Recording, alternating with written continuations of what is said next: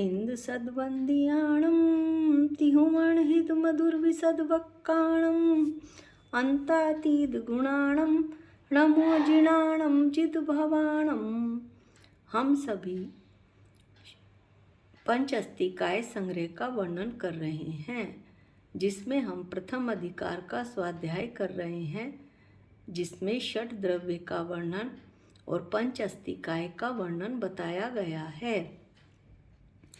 षट द्रव्य का वर्णन हो गया था और पंचअस्तिकाय का वर्णन करते हुए हम काल द्रव्य का वर्णन कर रहे हैं। काल द्रव्य के वर्णन में हम गाथा 25 पर आ गए हैं, जहाँ पर आचार्य ने बताया है कि जो व्यवहार काल है, जो निश्चय काल की पर्याय है, वो किसी न किसी अपेक्षा से पर के आश्रित है। हम गाथा पाठ करते हैं। समो निमिषो कट्ठा कला य अणालो तदो दिवारती मासो दु अयण संवत्सरो ती कालो परायत्तो। अन्व्यार्थ जू का त्यों पढ़ेंगे। समओ समय, निमिषो निमेष, कट्ठा कला कट्ठा कट्ठा माने काष्ठा, और कला च कला य, प्राकृत में च को य बोलते हैं। कला य कला, अणालो घड़ी, तदो दिवारात्रि अहोरात्र दिवस यानी दिन और रात, मासो दु अयण संवत्सरो, मास ऋतु, अयन और वर्ष, तिक कालो ऐसा जो काल, अर्थात कौन सा काल? व्यवहार काल। परायत्तो वह पर के आश्रित है। कुछ भी समझ नहीं आया, कोई बात नहीं, अमरचंद आचार्य ने इसे टीका में बहुत अच्छे तरीके से बताया है और वो हम पूरी टीका पढ़ने जा रहे हैं। समय, निमेष, काष्ठा, कला, घड़ी, अहोरात्र जिसे दिन रात कहते हैं, दिवस 24 घंटे, मास यानी 30 दिन का महीना, ऋतु, अयन और वर्ष ऐसा जो काल है, अर्थात व्यवहार काल। काल दो प्रकार के, निश्चय काल और व्यवहार काल। व्यवहार काल निश्चय काल की पर्याय है और ऐसा व्यवहार काल पर के आश्रित होता है। अब ये पर के आश्रित है कि ये जानने के लिए अन्व्यार्थ जू का त्यों पढ़ लिया। हमें अमरचंद आचार्य द्वारा लिखी हुई टीका पढ़नी पड़ेगी। अन्व्यार्थ बहुत सादा सा लिखते हैं, उसमें कुछ भी विशेष विवरण नहीं आ पाता, लेकिन जो टीका लिखते हैं वो उसका एक एक बात की विवेचना करते हुए बड़े अच्छे तरीके से टीका का पाठ को बताते हैं। तो अमरचंद आचार्य ने इसमें टीका बताई है, जो बहुत अच्छी तरह से एक एक शब्द का वर्णन किया है। यहाँ जो व्यवहार काल है, टीका पाठ करते हैं। यहाँ व्यवहार काल का कथनचित पर आश्रितपना दर्शाया है। क्या मतलब हुआ इसका? कि वो व्यवहार काल है, वो किसी ना किसी तरह से, किसी ना कथनचित यानी किसी अपेक्षा से पर के आश्रित है, यानी पर के आश्रित पर के आश्रय से उसे नापा जाता है। पर के आश्रय से उसे कैसे नापा जाता है, ये अब हम आगे देखेंगे। परमाणु के गमन के आश्रित समय हैं। समय की परिभाषा हमने पीछे भी पढ़ी थी। परमाणु के गमन के आश्रित समय कैसे हो गया, देखते हैं। एक पुद्गल का परमाणु जब आकाश के एक प्रदेश से दूसरे प्रदेश पर मंद गति से जाता है तो उसमें एक समय होता है। इस तरह से ये जो समय हुआ, काल की सबसे छोटी इकाई हुई, वो पुद्गल के परमाणु पर आश्रित है।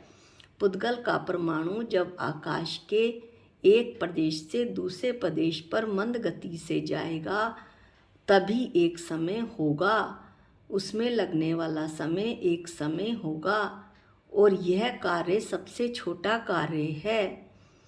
इस कार्य में जो आकाश का प्रदेश है वो भी आकाश का प्रदेश यानी क्षेत्र है वो सबसे सूक्ष्म है।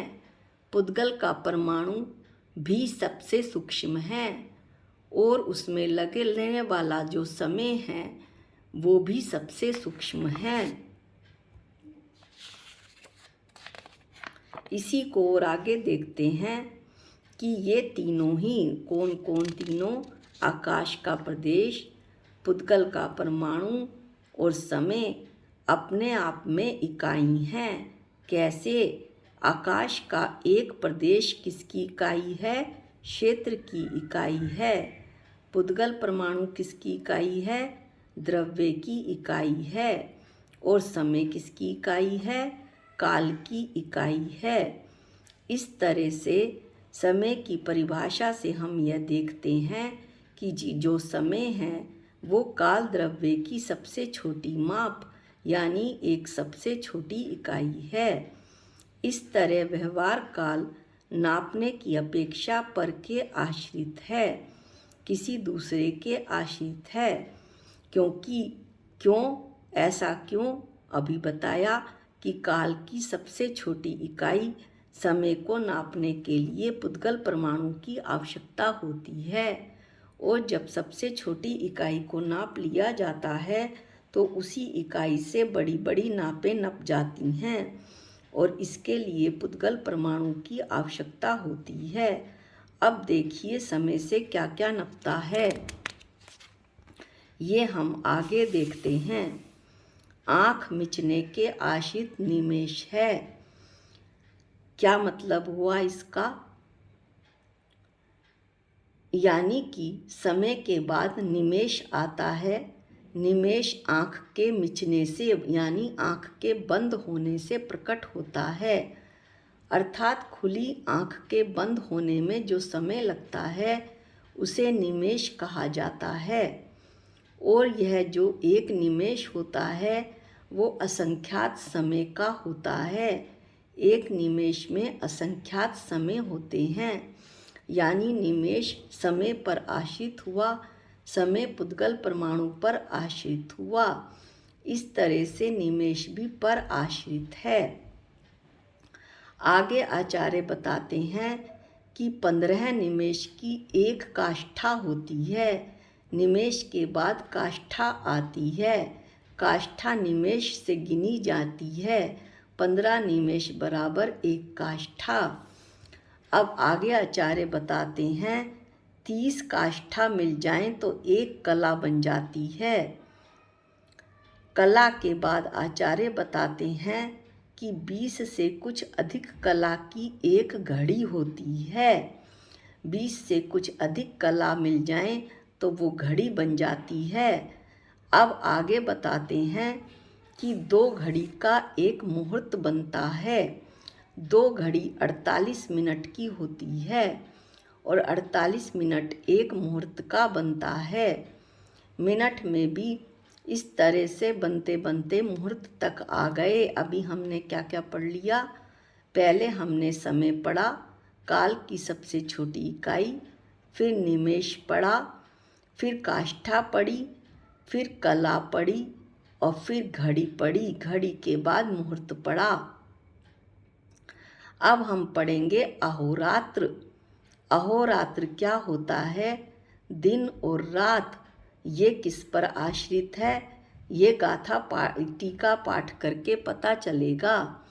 अहोरात्र सूर्य के गमन से प्रकट होता है और वह एक अहोरात्र 30 मुहूर्त का होता है।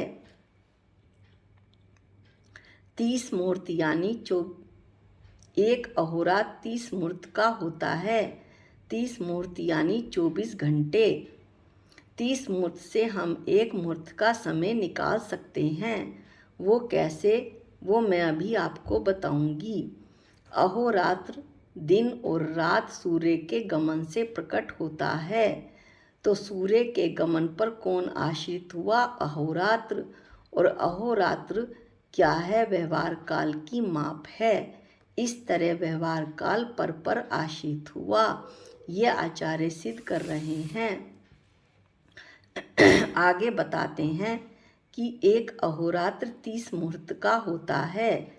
30 मुहूर्त यानी 24 घंटे। 30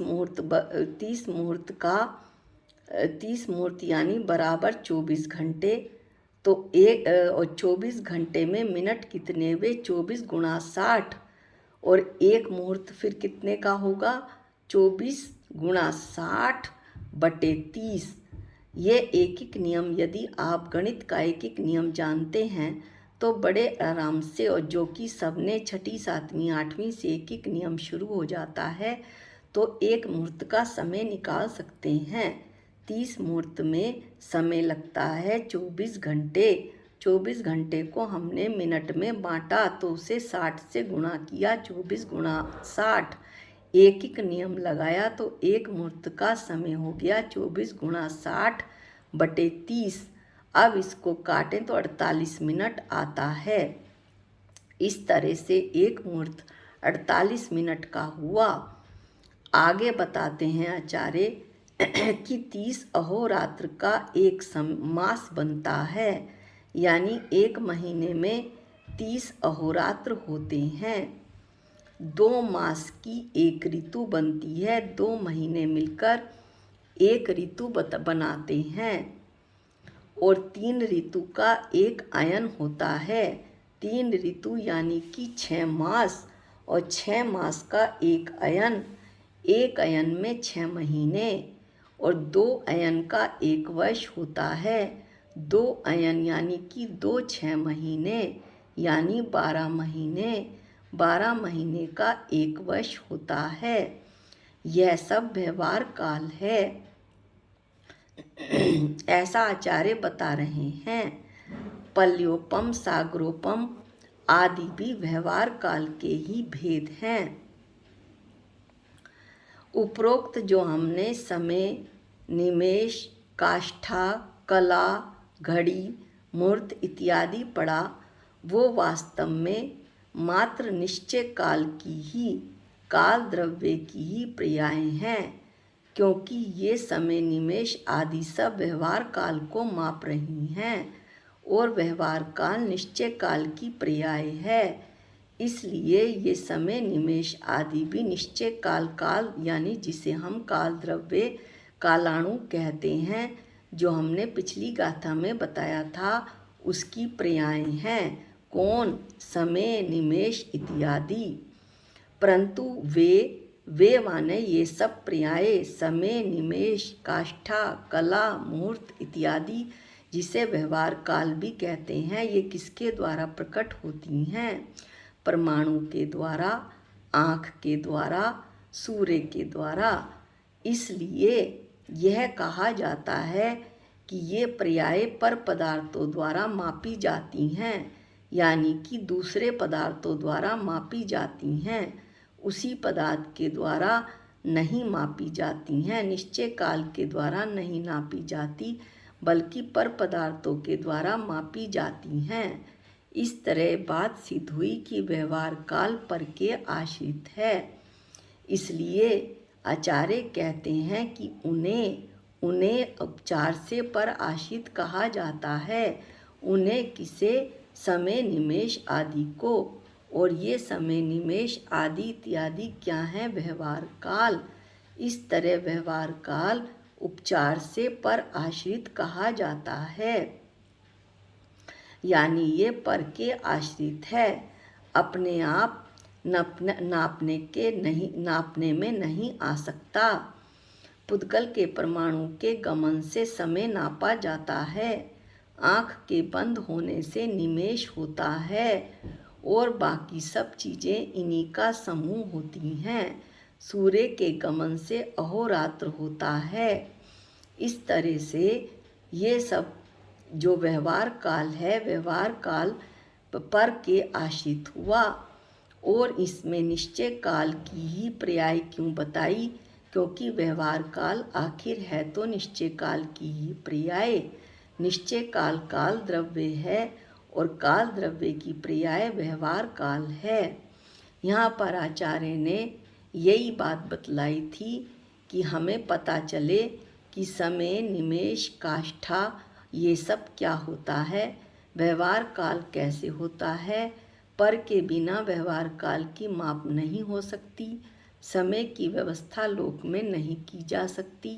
ऐसा पहले भी पिछली गाथा में आया था कि यदि हम इनका अस्तित्व न माने काल का, तो लोक में समय की व्यवस्था गड़बड़ा जाएगी और पूरी की पूरी व्यवस्था ही गड़बड़ा जाएगी। आज के लिए इतना ही। अगली गाथा हम अगले वीडियो में पढ़ेंगे। निज निधि निज में बताई, ये अनंत उपकार है। इसके लिए जिन वाणी माँ को वंदनानंत बार है, वंदनानंत बार है। सबको जय जिनेंद्र।